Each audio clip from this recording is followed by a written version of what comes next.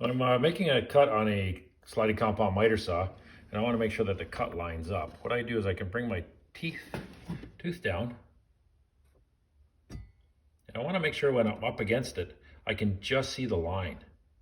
And I want to make sure I cut off the wayside, and I don't want to cut inside the line. If I cut inside the line, it's going to be too short. If I want to cut multiple pieces and I want to make them all the same length, the first thing I need to do is I need to take the piece back here, and I won't cut it, but I would take this and I would cut it because I want a nice square end to start on all my pieces.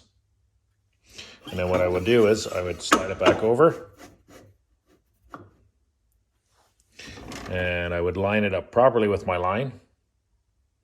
Make a slight adjustment, hard to do with a camera in your hand. But I would line it up, get it perfect. I would use a piece of scrap to start off with just to make sure it was the right length and make sure I don't mess up any of my pieces. If I had a really long piece and once I have a squared end I can cut, then I have another square end, I can just push it up against what they refer to as a stop block, which is this right here.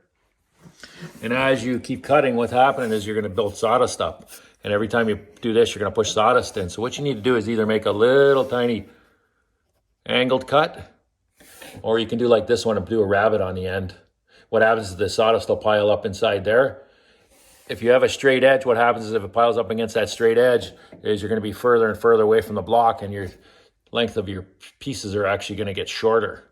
So you want to make sure you don't do that.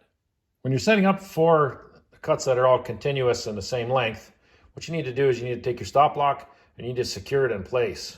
Once you have it secured, come back and just check and make sure that your cuts still line up. What I always do for added protection is I'll add a second clamp. The reason I add a second clamp is because if you have heavy stock and you keep bumping up against it, it may actually keep pushing in this direction.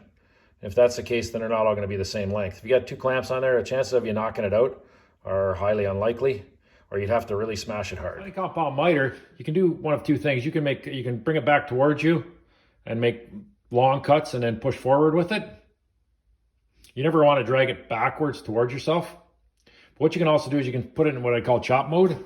So it'll stay right where it is and it'll just go straight up and down instead of down and over. And then you make your piece through. How you do that is, on this particular one, is you just tighten this up, snug it up, and it won't go back and forth. It just stays in one spot.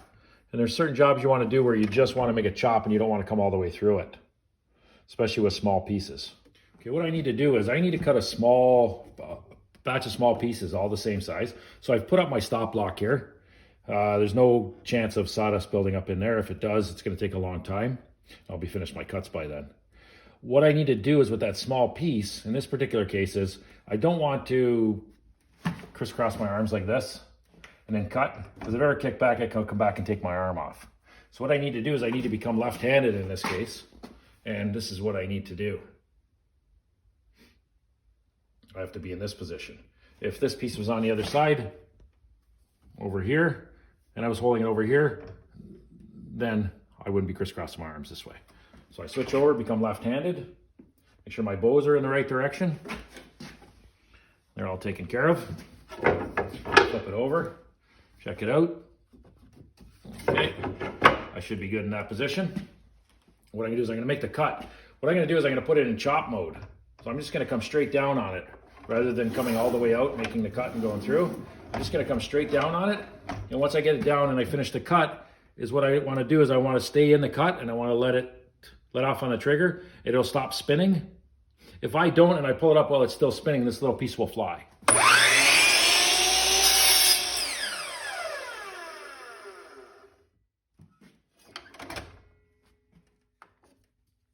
This is what they refer to as a hold down. It's in a hole in the back and it's loose now. And then as I tighten it down, it will secure my piece. Make sure that it's good and snug. As you tighten it up, it tightens itself right in. When you have small pieces, this is a little bit too close for comfort to be in. So what happens is it'll secure the piece, it'll keep it up against the fence, and it keeps your hands out of the way.